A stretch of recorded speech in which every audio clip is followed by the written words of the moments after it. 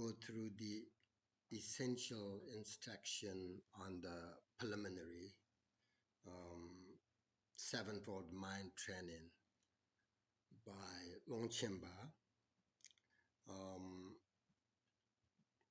Many of you know Lhongchenpa was one of the most important master teachers in the Nyingma tradition of Tibetan Buddhism. He spent so many years in the retreat, and during that time, he wrote many of the most important texts on the, especially like Dzogchen teachings, as well as other very important texts on Buddhist, especially like philosophy. And he explained the Dzogchen teachings so clearly that almost all later Dzogchen teachings rely on his teachings, his Dzogchen teachings. So Lhongchenpa is remembered not only as a great scholar, but as a deeply realized Dzogchen master. So we believe that his teachings bring great blessings when we practice them with open hearts, with sincerity. So I am happy to share these teachings with you, and I hope they will be beneficial. I received lots of teachings from Lhongchenpa. Of course, my teachers always focus on or taught by Lhongchenpa's teachings. So this teaching is especially very, very special. So it called the essential instruction on the preliminary sevenfold mind training. So there are 7 different essential instructions of mind training. So it says, with wholehearted devotion of body, speech, and mind, I pay homage to the Guru, Yidam, and hosts of Dakinis. I shall now explain the sevenfold mind training, a method to realize the essential meaning directly. So here in Vajrayana Buddhist teachings, it is traditional to begin with homage to the Guru, Yidam, and Dakinis. So Lhongchenpa follows this tradition by expressing respect and devotion to Guru, Yidam, Dakinis, to them. So Guru, Yidam, and Dakinis are known as the 3 roots in Vajrayana. And paying homage to them is a way of connecting with their guidance and support before beginning teachings. And with wholehearted devotion of body, speech, and mind means offering basically your entire being, your physical actions, your words, your inner thoughts or intentions to the path of awakening. So this he began with homage to Guru Yidam Dakinis. So that's that.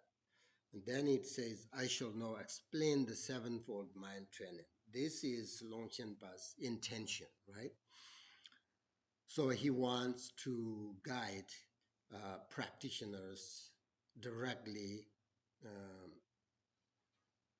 to the heart of the Dharma without sort of confusion, right? So this sevenfold mind training describe seven specific practices and provide Vajrayana explanation of seven key contemplations or methods that guide practitioners on the path. That's his sort of motivation or why he wants to give this teaching. Then it says here, in order for fortunate beginners to gain gradual access to the reality of manifest awareness, seven aspects of mind training are taught in the precious Cooper letter and are practiced as follows. Okay, so these teachings help fortunate beginners gradually recognize the nature of their mind. So here he says fortunate beginner. Fortunate beginners means those who possess good spiritual fortune, people with right motivation or karmic conditions to benefit from the teaching. Uh, this text mentions gradual access to the reality of manifest awareness, meaning that the sevenfold mind training is practiced um, step by step, not all at once. That's important to know. And then it says, first mind training, I'm going to read the root text.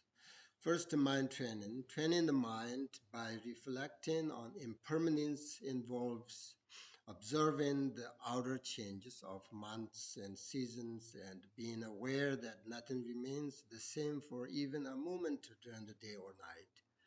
Next to the contemplation turns inward to the inner changes of the aggregates, which are made of the four elements, are impermanent, continuously changing, and as insubstantial as bubbles on the water.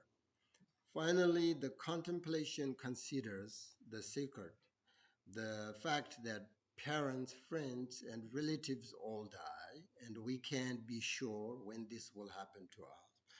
We have no guarantee that we will survive today or tomorrow.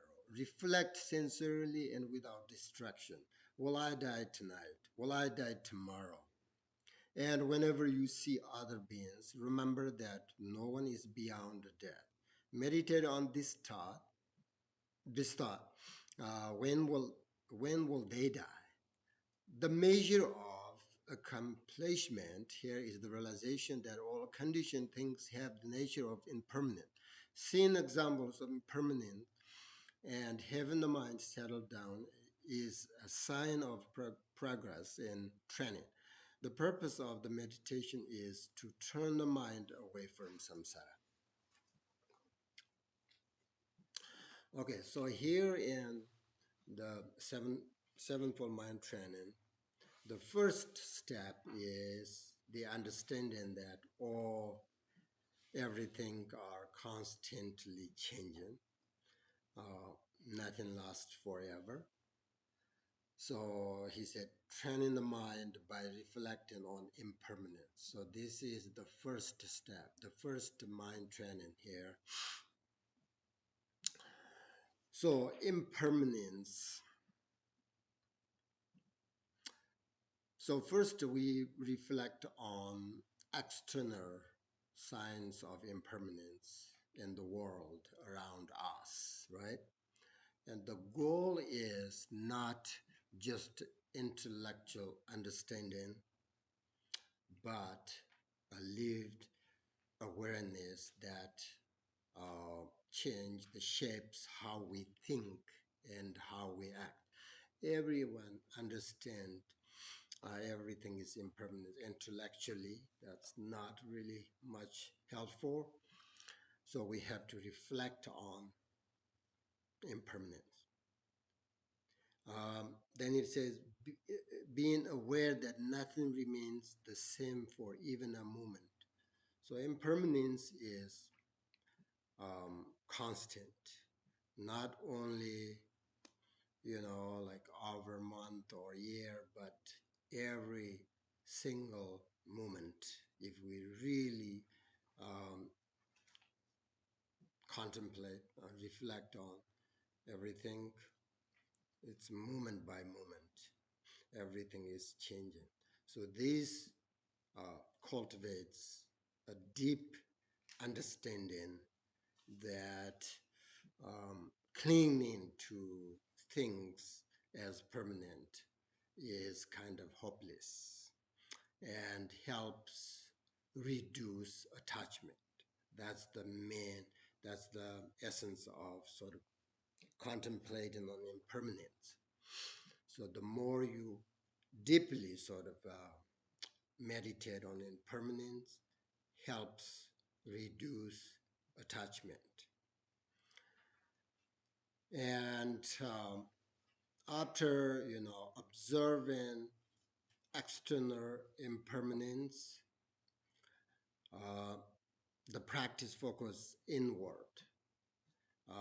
Lhongchenpa said that the aggregates, right? Aggregates means form, feeling, perception. We just recited the Heart Sutta. He um, talks about these five aggregates, right? So form, feeling, perception, and so on. So focus on these help the practitioner see the impermanent and conditioned nature of what we think self, right? Self. In Buddhist teachings, the physical body is made of four elements: earth, water, fire, and air. So our body depends on causes and conditions. So this body is constantly changing moment by moment. And recognizing this helps reduce again attachment to self, permanent. We think self is permanent, right? And then finally, now Longchenpa explains here, the contemplation considers the kind of secret, uh, which is here. He talks about your parents and friends all die. Uh, this step, encourages the practitioners to face this truth directly, and this brings the reflection into personal experience and uncertain timing of death. So we all know that death is certain, but uh, the moment is completely sort of uncertain. We don't know. So this uncertainty increases mindfulness and urgency in practice because we don't know. If we know something, then we prepare for it. We can think about the time, but this uncertainty uh, is very important because then we can be like very mindful, right? With whatever we do every single day. So we're be mindful and we want to practice. That brings, if you really deeply sort of reflect on this uncertainty. Then it says, we have no guarantee that we will survive today or tomorrow. So this reminds us that death is not only possible um, and the sort of distant like future. It's possible at any moment, right? So um, it challenges the habitual assumption that we still have time. We always think that we still have time. Um, that's probably, according to this teaching, is wrong. We don't know we still have time or not. And then it says, reflect sincerely and without distraction. This means to contemplate death, impermanence, honestly with yourself, without avoiding the topic or letting the mind wander. Um, it instructs the practitioner to stay present moment, mindfulness, right, and open to the truth of change and impermanence. So these teachings are not meant to create.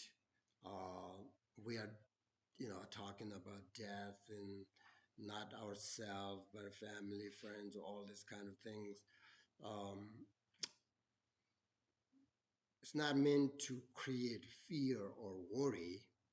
You have to understand that, but to bring awareness to the uncertainty of this life, so that at least we will enjoy our life and recognize this precious, precious time, and uh, without too much worry.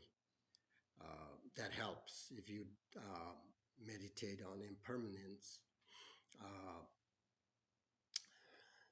or the uncertainty of this life. Then we think we have to recognize this precious time. Um, we don't have much time, worries, all these things. That's really important. And then it says, whenever you see other beings, remember that no one is beyond death, right? So this explains, um, still he's explaining the impermanence of life. So this explains every person, animals and living beings is, subject to death. So this reflection cultivates compassion and equanimity. This practice increase your bodhicitta and strengthen the insight that death is natural, uh, part of conditioned existence. So overall meaning, Lhongchenpa reminds us that everything dies, right? And the timing is unknown. Therefore, every moment is precious. Uh, so we have to recognize that. So that's the first step. And then it says, I'm going to read the text again. Second, mind training. Training the mind by reflecting on temporary and lasting happiness. Reflect on how non-virtuous actions give rise to all the virtuous forms of suffering. All various forms of suffering and the lower realms, while virtuous actions bring about all kinds of happiness and the higher realms. Higher and lower states of samsara alternate endlessly, like the rim of a water well.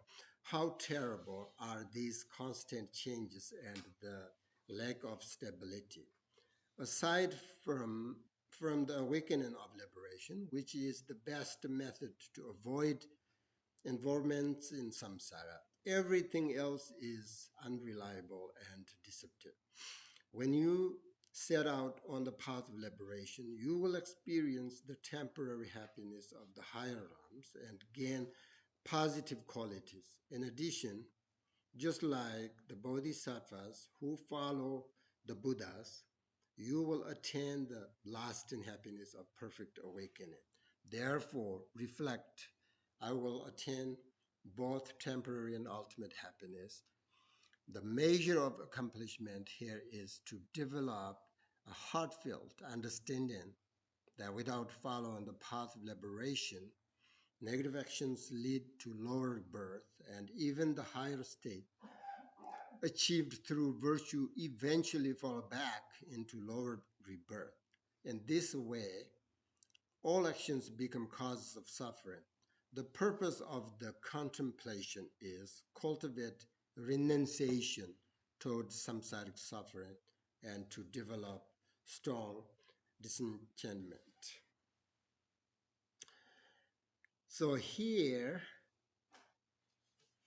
uh, in the sevenfold mind training, the second step, it's easy to remember. The first step, you should remember the steps. You know, the first step is the focus on impermanence of life, basically. Then here, um, the second step is to look at difference between temporary and lasting happiness. Temporary happiness found within samsara and basically genuine the happiness, the long-term happiness of liberation. So this reflection introduce a meditation topic. Think about how harmful actions cause suffering and how positive actions create happiness.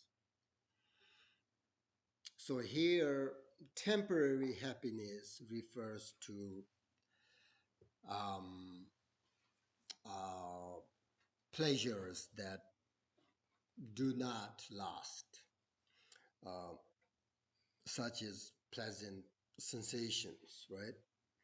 And lasting happiness is a stable inner well being that comes from um, positive living. So here you train your mind by reflecting on which action lead to long-term benefit and which lead only to short-term, sort of unstable results. So in samsara, in this world, situations are very unstable. Um, he said, for example, like a wheel that turns over and over again, meaning the top becomes the bottom raises to the top. So nothing sort of stays in one position, basically. So all the time, like changing, everything is changing. Um, Liberation is the only reliable way to avoid getting caught in samsara.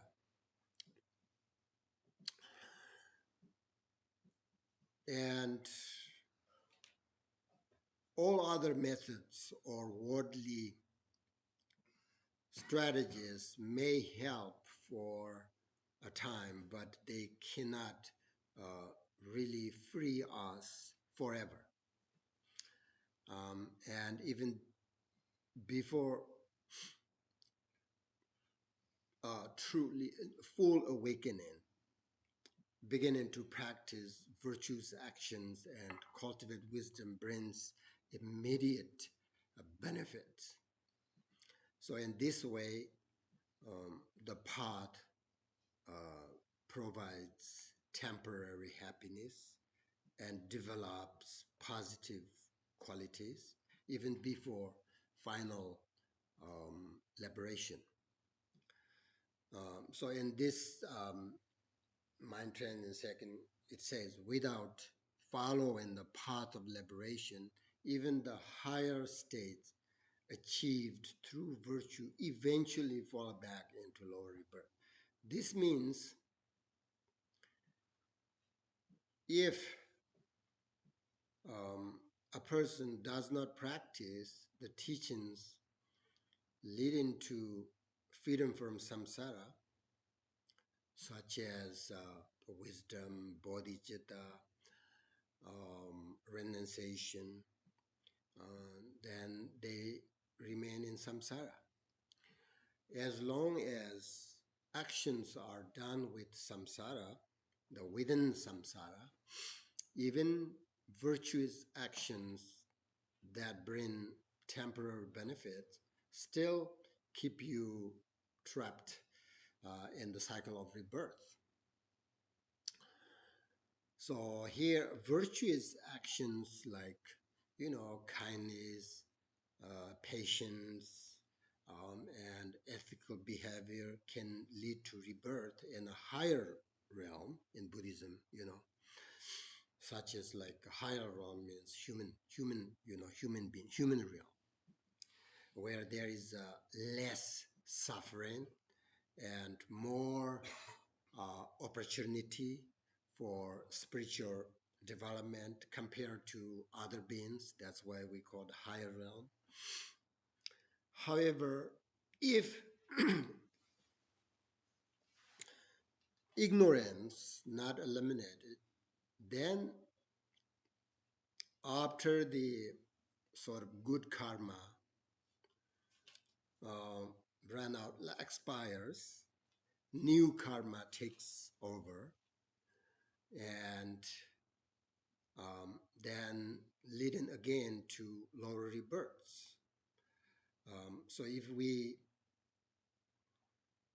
don't follow the path to awakening, we will eventually fall back into suffering. That's what Lhongchenpa explains here.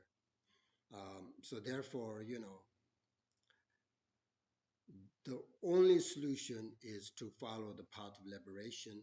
The best foundation for that is practice bodhicitta, as I always mention. If you practice bodhicitta enough this life, even though you are not full awakening, um,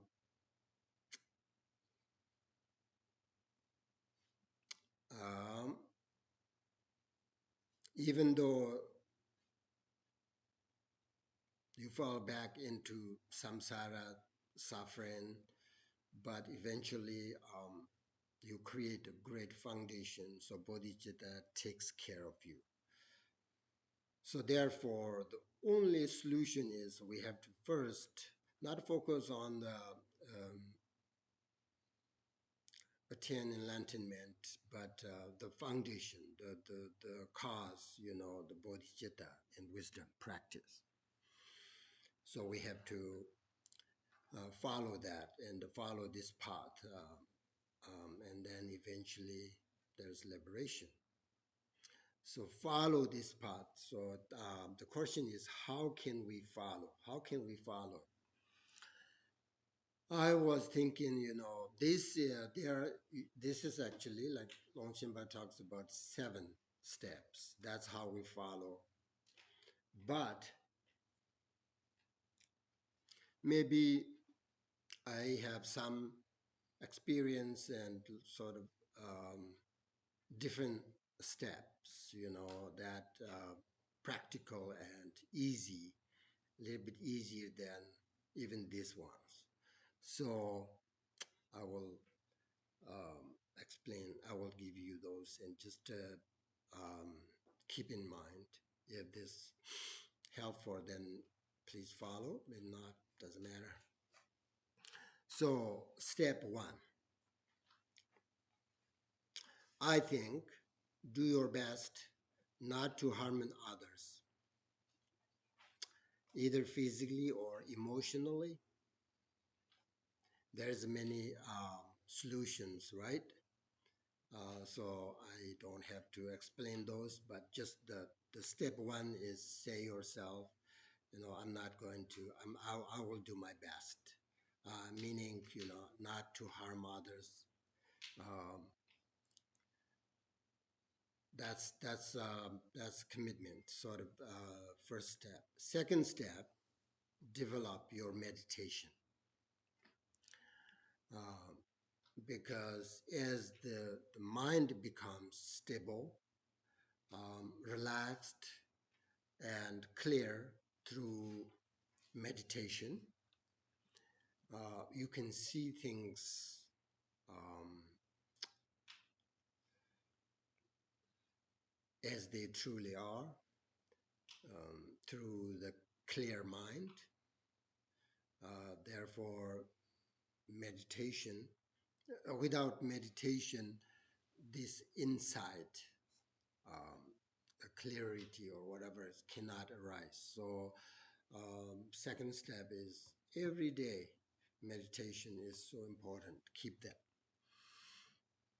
Um, then step three, develop an appreciation for this life, um, by reflecting on impermanence life, recognizing that nothing samsara, uh, nothing really in samsara can fully satisfy us. Um, but this understanding develops through cultivating renunciation.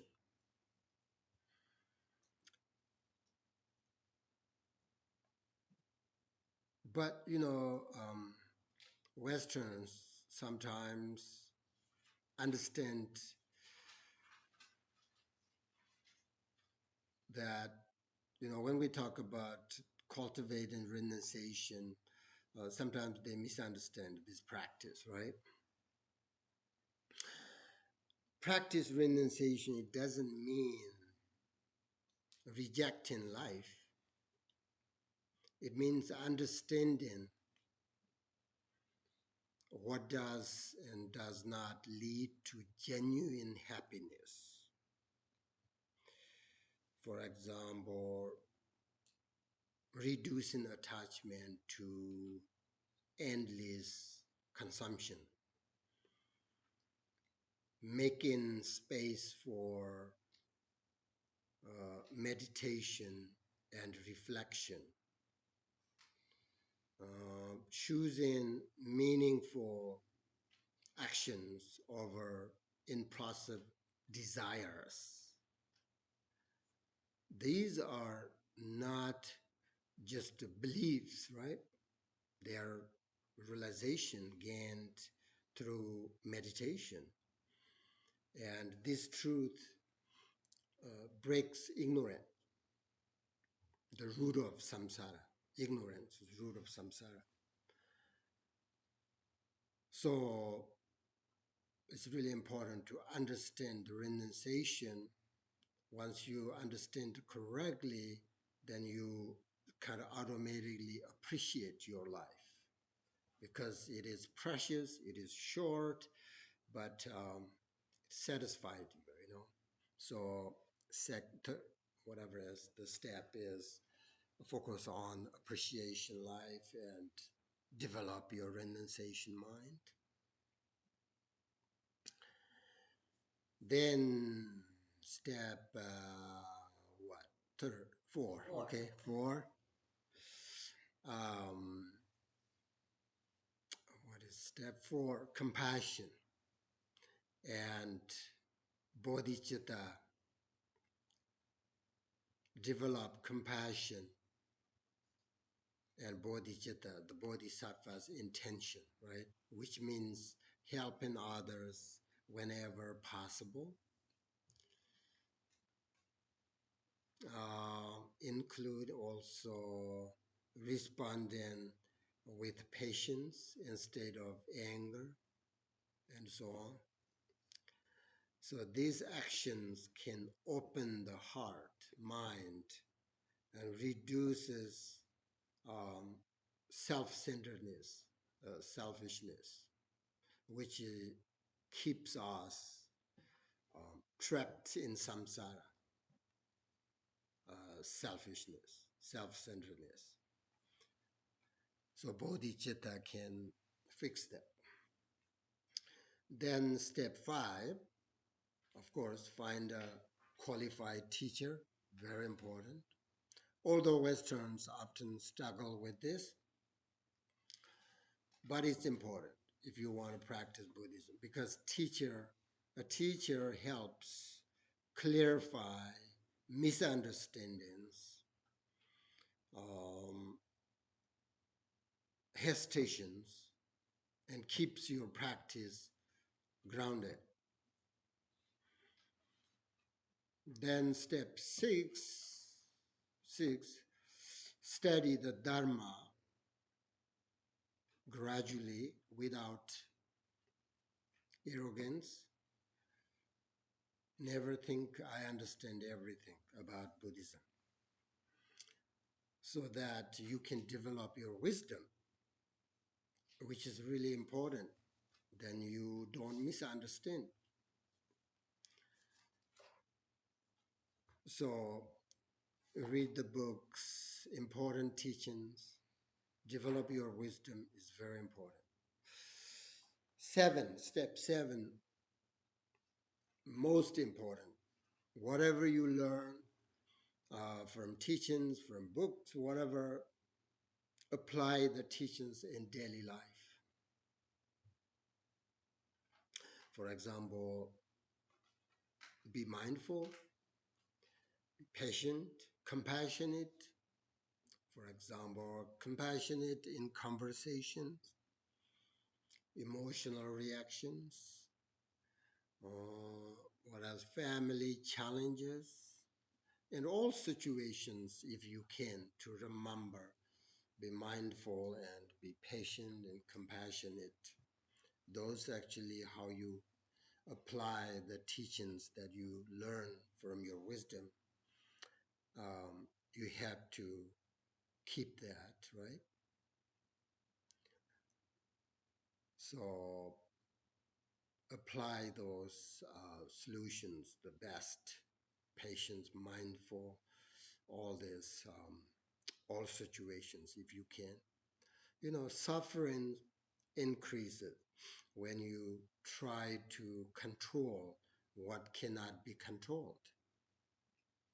So these methods are, I think, very practical and workable ways to improve daily life when facing difficult situations. So in this way, every moment becomes the path. So if you apply these sort of 7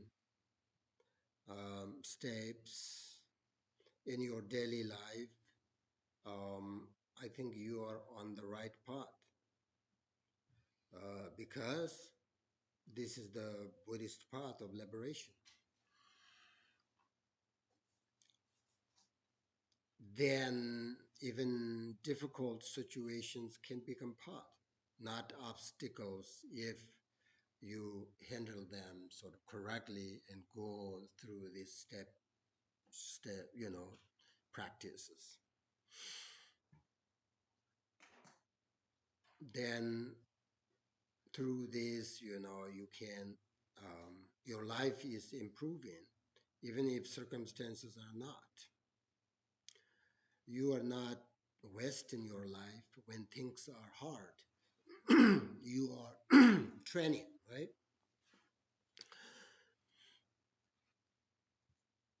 usually like develop and growth often feels, especially beginners, uncomfortable, and then give up. But um, if you think, be patient, and go through these situations, and you will have a good result, even though like it takes long time to see the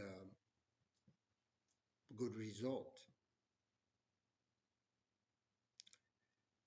So I think when life is difficult, I think we need to reduce also unnecessary, situate like complexity. Um, that this reduces sort of inner conflict, right? And also when facing difficulty, it will be very helpful. Remember, others are experiencing the same, not just only you. So there are many good methods that are very important to apply in daily life so that we don't make the situation worse or harder, but better.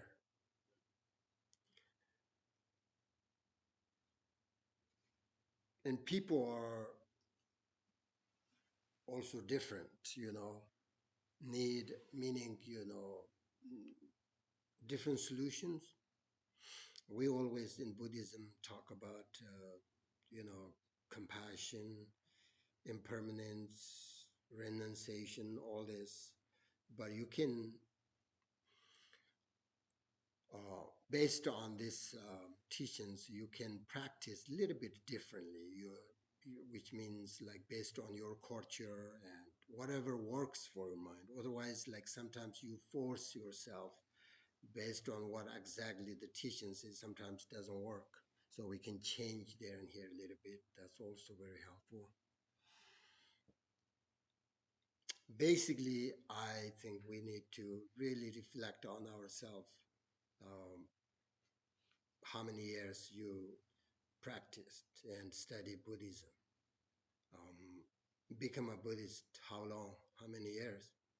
And things are getting a little bit better. Not like too much expectation, but just we have to see. Um, Still, I am struggling with this, and this, but overall, since I became a Buddhist, I'm a better person. If you see that, that's a really good result. If you don't see that, you have to do something.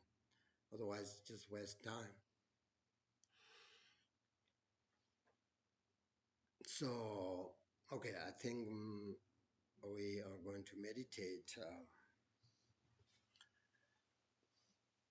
I was thinking this, meditate.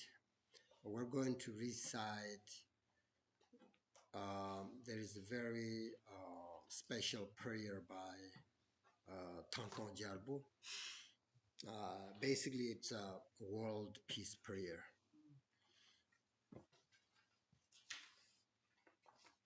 Um,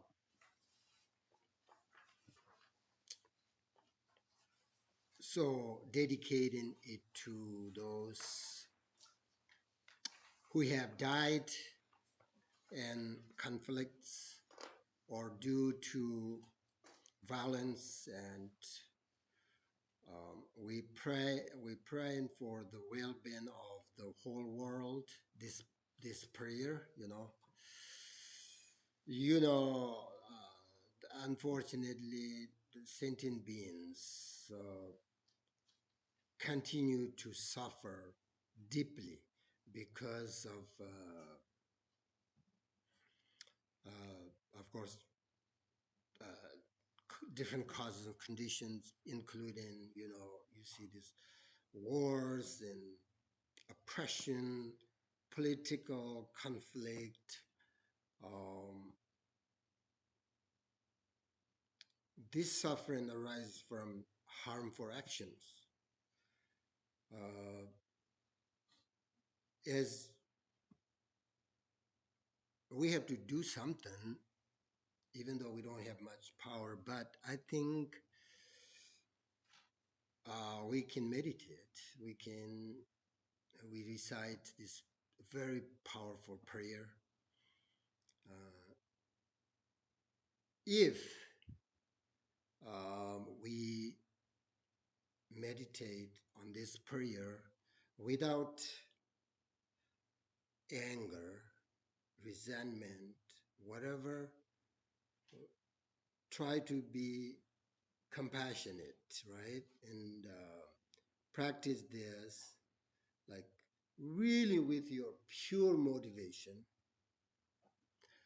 Um, then I think this will work.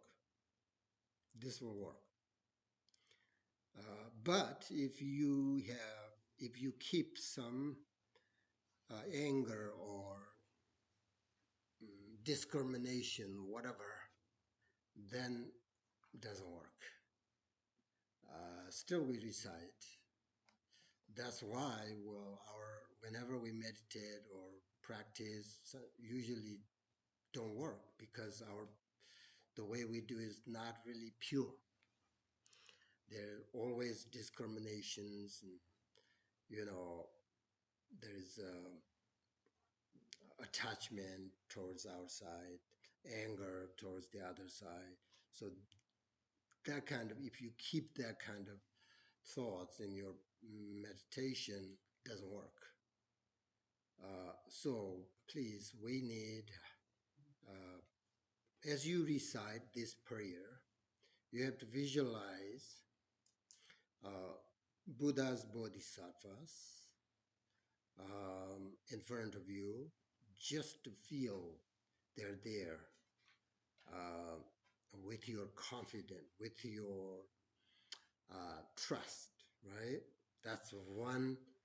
Um, we'll see. I think this prayer will work if you do correctly. Uh, correctly means you have to really feel the presence of the Buddhas and Bodhisattvas. You have to trust. That's one condition, important. Uh, as well as all sentient beings, right, who have died or are suffering from fear, anger, or confusion. Uh, we need genuine compassion who are creating uh, these situations, who are so ignorant. Um, we need compassion for them. So we have to sort of generate compassion for all beings, including those who are suffering, especially, right? And those who cause harm. Um, that's another condition. Then, of course, we have to dedicate um, the merit of our practice for the benefit of the entire world, not just us, right? Not just here, this country, but all over the world. People are suffering, beings are dying, hurt. Uh, so we need to do something. Otherwise, uh,